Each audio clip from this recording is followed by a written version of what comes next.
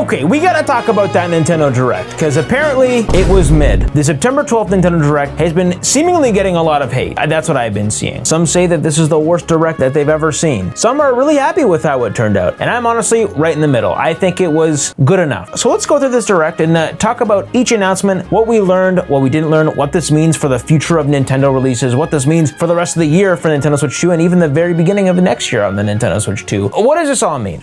Let's dive into it and look at it. First of all, the Direct started with the 40th anniversary celebration of Mario. That's right, my guy is 40 years old. Holy smokes. That's old. But within this celebration announcement, they announced quite a few things that are pretty shocking. First of all, the Super Mario Bros. Movie, now titled the Super Mario Galaxy Movie. They're not calling it 2, they're calling it Galaxy. For some reason, they're going hard on Super Mario Galaxy. We got a nice little panorama of the opening shot or something like that, and we also saw that some of the GOATs are returning from the cast, like your boy Chris Pratt, Jack Black, all of the legends in the first movie. That's great. I'm surprised they showed off even this little snippet. I thought maybe they would show a picture of it or maybe Yoshi's new design and that's about it, but we didn't see any of that. We just saw this quick little opening, which is fine. That's what it is. It's fine. I'm okay with that. But what was really crazy was the fact that not only was the movie called Mario Galaxy, but they're re-releasing the first and second Mario Galaxy games on the Nintendo Switch 1 and 2. Now, I have some thoughts about this that some of you may or may not love. First of all, I gotta say, I'm happy that we're getting these games on the Nintendo Switch. I'm glad we can finally play Galaxy 1 and now Galaxy 2 on the Switch. But if you remember from 5 years ago, Mario Galaxy is already playable. So I actually saw a lot of people saying, are they telling me I have to re-buy Galaxy 1 if I already have the 35th anniversary? No, you don't. They're actually selling both of these games separately. Now, I don't know the price. Guess I better look at the price. Oh my goodness, I just saw the price. That is crazy. I just learned each game is $40 each. It's a lot more than I was expecting. I thought maybe they'd both be $30 each, but what am I thinking? This is Nintendo. Of course they're $40 each. But if you buy both games digitally, you get $10 off. It's still a $70 bundle, so wow, holy smokes. Anyways, I'm happy that we're actually seeing these new Mario Galaxy games. I thought for sure that when they showed off that Mario Galaxy movie was gonna come out, I thought they were gonna just full-blown give us remakes and remasters, especially since they already re-released the first Mario Galaxy game 5 years ago. It actually surprised me that we're not getting a little more graphically than just the 1080p versions of these games. Since we didn't get a 3D Mario game this year, I thought for sure they'd be putting at least some visual effects and visual effort into these, aside from just basic upscaling, up-resed versions of these games. I'm still happy that we're seeing them, and a lot of people have been asking for Super Mario Galaxy 2, and here we go. You get them. I actually thought that this was going to be shadow dropped, but no, this is actually coming out on October 2nd, so we got less than a month. Okay, that's fine. I can handle that. But we didn't just get Super Mario Galaxy, the movie, and the re-releases. No, there's more to Mario Galaxy than you might think. We got Amiibo! I love Amiibo so much. Look, I have them all. I have every Amiibo. It's blurry, but I do. We got Mario in the classic Galaxy 1 position, which just looks so sweet, and it's got the galaxy underneath him. And then we got Rosalina in a chair. She's just sitting in a chair reading to the Lumas. I think that's a new render. Very good. But oddly, those Amiibo don't even come out the same day that the bundle comes out. They come out on April 2nd. This was almost an April Fool's prank. Oh, also, I need to mention, they are doing a physical version of Mario Galaxy 1 and 2 as well, so you don't need to worry. They're doing it. No Switch 2 edition, from what I can tell. That wasn't all they announced for Mario's 40th anniversary. We got a new game, and this is when things start to crumble. We got shown a brand new Mario tennis game. That's right, they just skipped baseball and went right back to tennis. This tennis game is called Mario Tennis Fever, coming in 2026. This game sounds pretty awful if it involves fevers.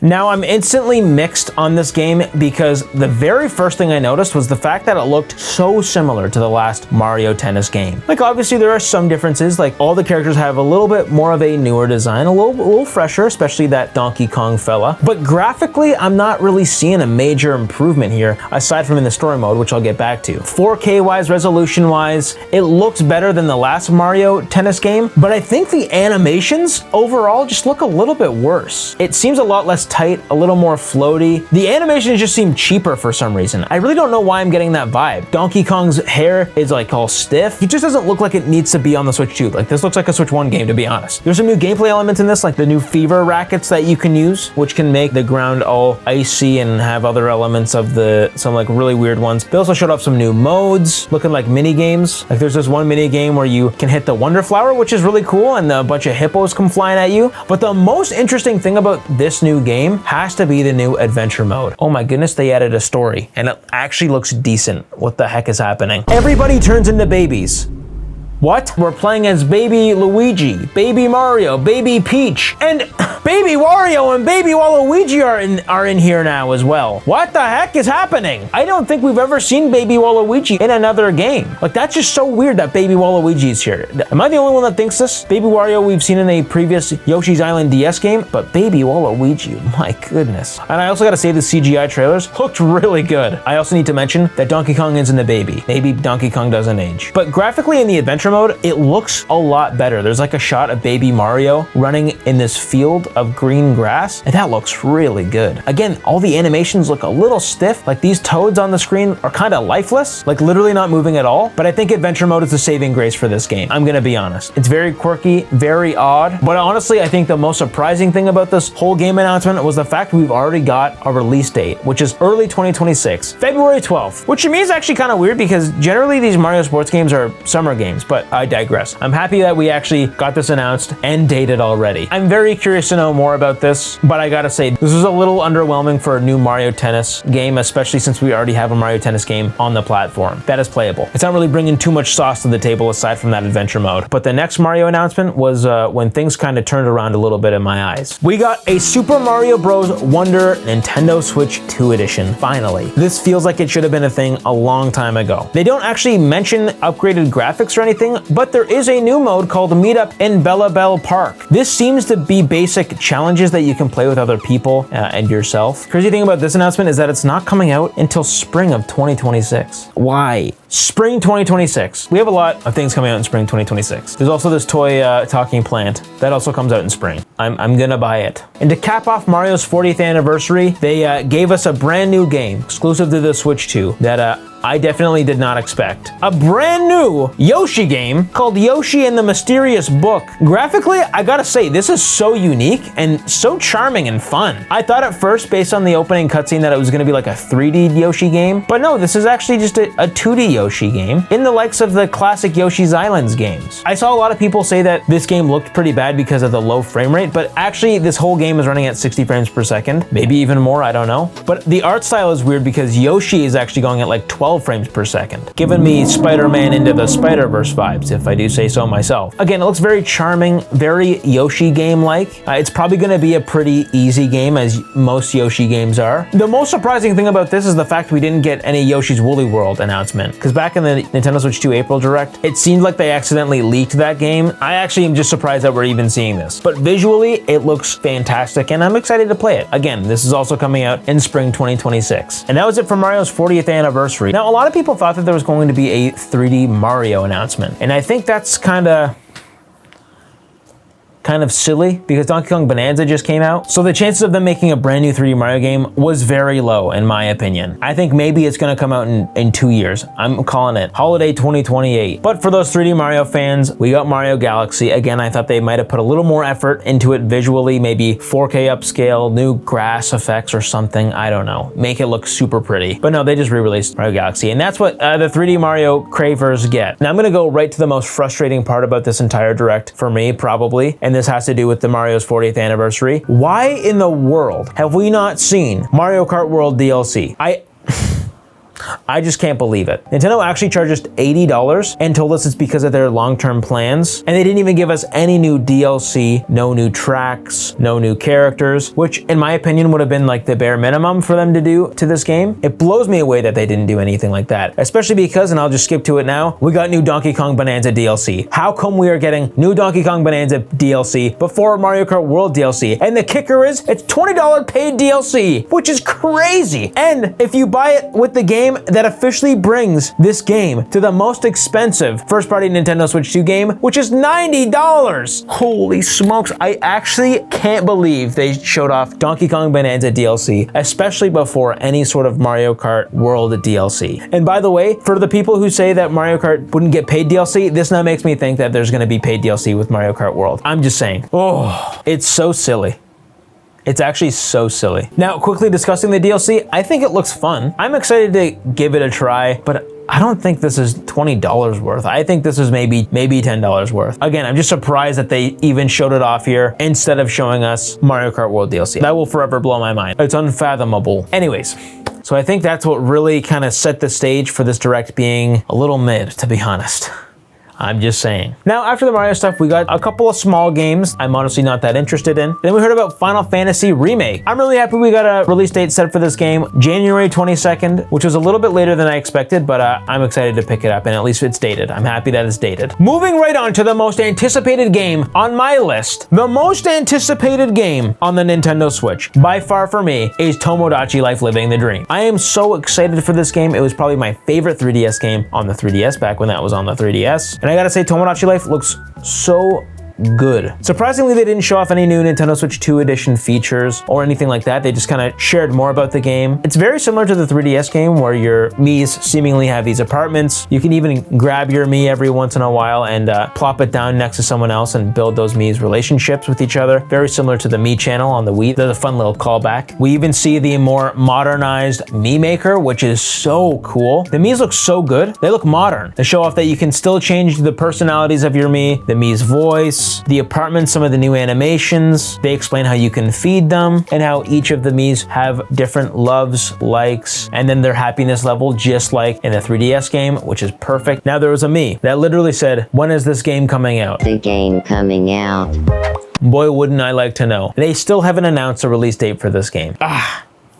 I guess you don't need to hear a release date for it, but at least they said it was coming out in spring 2026. Oh my goodness, there's so many spring games in 2026, it's insane. So I'm excited to see more about that when that releases. And then we heard about some more games that, again, they're kind of mid. I'm glad they're coming, but I don't really care. All right, now for my favorite announcement of this entire Direct. You're gonna make fun of me, I know, but we got some new Amiibo for Kirby Air Riders. I'm so excited for this, oh my gosh. I'm too excited for this. Not only are there new Amiibo figures for Kirby, which is absolutely insane, but they showed off two separate Amiibo, Kirby and Bandana D. And by the way, does anyone else think that Bandana D's foot is looking a little too small? What happened, my guy? The craziest thing about these Amiibo is that they're swappable. You can swap the machines they're riding on and the character on top. That is giving me pure Skylanders vibes. The best part is they said that there's even more to be announced. How there's at least 10. They're gonna be expensive. They're probably gonna be 50 bucks a pop, but I'm gonna be an insane Nintendo fan and just the Amiibo functionality is actually very similar to Super Smash Bros. Ultimate, where you just train the Amiibo in the game. I'm not really sure exactly how that works, but you can train them. And that's all this is really doing. Again, I'm just here for the figures. I think that that's really cool. It was also announced that there's going to be another Kirby Air Riders Direct. How can there be so many Directs for one game that's over 40 minutes long? That's insane. We don't have an official announcement date for that Direct, but I'm assuming it's probably going to be sometime in October. Also, I played Kirby Air Riders already, so make sure you check out the video where I went to go play it if you want my first impressions on the game. Next up, we got Zelda. Again, another game we knew about, but that's okay. We saw some new features that this game brings, like some of the new weapons that you can use, heavily based on Tears of the Kingdom, obviously. Now, I'm not a huge Warriors game fan, but I'm excited to check it out. And honestly, the main thing to me that stuck out to this was the fact that it's releasing in November, a lot earlier than I expected. They said winter 2025, but I think they technically lied because winter doesn't technically even start until December 21st. So come on, Nintendo. Literally lying to us. It's coming out earlier than you told us. But hey, I can't argue with that. I'm happy to see it. They also showed us a bunch of new games that now have Nintendo Switch 2 editions, which was a lot of fun. Overcooked can now use the camera, thank goodness. Stardew Valley has mouse controls now and it can play up to 4 players local co-op. And Human Fall Flat. This is what we needed. Power Wash Simulator 2, I can't wait to clean things. But then we got to one of the biggest announcements in the Direct, which everyone has been waiting for, and that has to do with Metroid Prime 4. It finally got a release date after like 8 years. Oh my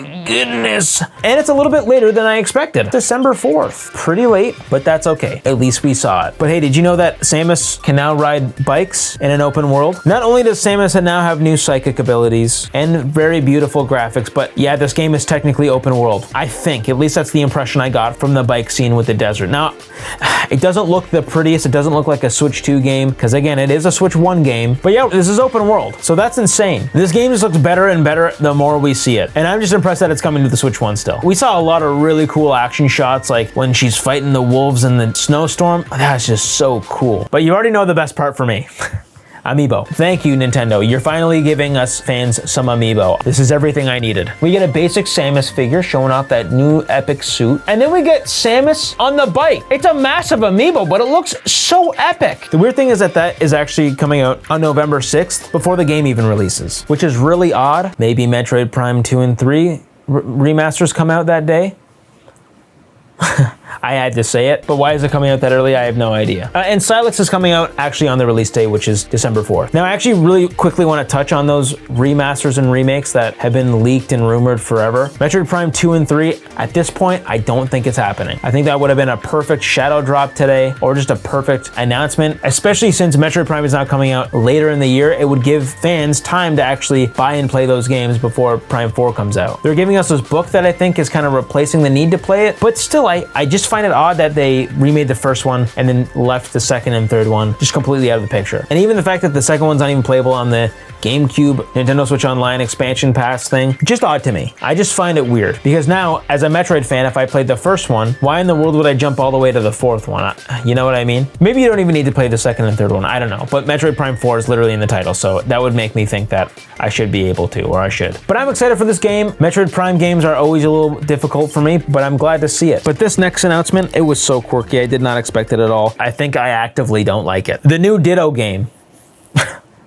What even is this? You play as this character who's playing as a Ditto, and I'm not really sure what the premise is. It seems kind of like Stardew Valley or something, except in classic Pokemon fashion, the graphics look pretty bad. Like, oh my goodness. I think this might be a Switch 1 game. I don't actually know. But it actually gives me major Pixark vibes. Remember that game? The Ark game that has pixel people? You can like plant grass, build your little village, get some Pokemon. Very odd. It's called Pokemon Pokopia, and it releases in 2026. Sticking with Pokemon, they showed off a new Pokemon Legends ZA trailer, some new Pokemon. The game comes out next month, so I really don't have much to say about it. Now, I did play it at PAX West. I have a video on that. Go check that out. It'll be at the end of the video. Now, the quirkiest thing though about Pokemon Legends ZA is the fact that they've already announced paid DLC for the game. My guy's not even out yet. And at this point of the Direct, I was feeling a little bit drained, I'm not gonna lie. Nintendo was squeezing every ounce of money I possibly have with that paid Donkey Kong DLC, and then now already announcing the Pokemon Legends ZA paid DLC. I don't know, I just got hit in the head really hard with a couple of rocks. Like my boys, read the room. We also got to see some new hardware though, which is absolutely insane. I never would have expected this. Nintendo is releasing Virtual Boy on the Nintendo Switch 2 expansion pack. There's only 14 games for that system. What the heck? But they're releasing a physical Virtual Boy bundle that you can just buy. Like you can buy the Virtual Boy headset, a brand new version of it. This also comes out in 2026. I just did not expect this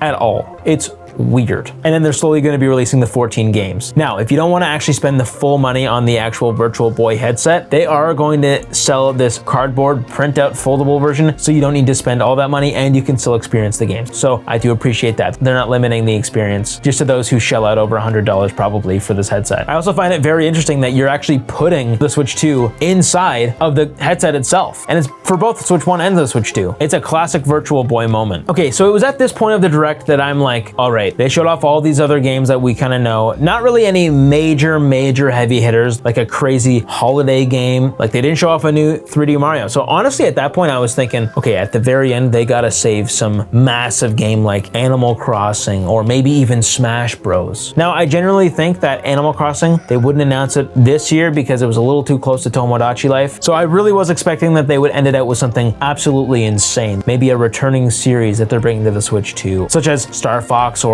F-Zero even. So I will admit my expectations were probably a little bit too high for what we were getting, but I mean also at the same time, it's the very first year of the Switch 2. I figured they would want to go as hard as they possibly can. And then they show off Resident Evil 9. And at that point it was already over 60 minutes long, which is what they told us it was going to be. So I thought maybe they had ended on Resident Evil 9, which don't get me wrong, that's hype. I'm not a big Resident Evil guy, but they showed off the new Resident Evil 9 coming to the Switch 2. And then they even announced that the 7 and 8 were also coming to the Switch 2. Full blown, just coming to the Switch 2. Then it was time for the final announcement, and this is usually the biggest one.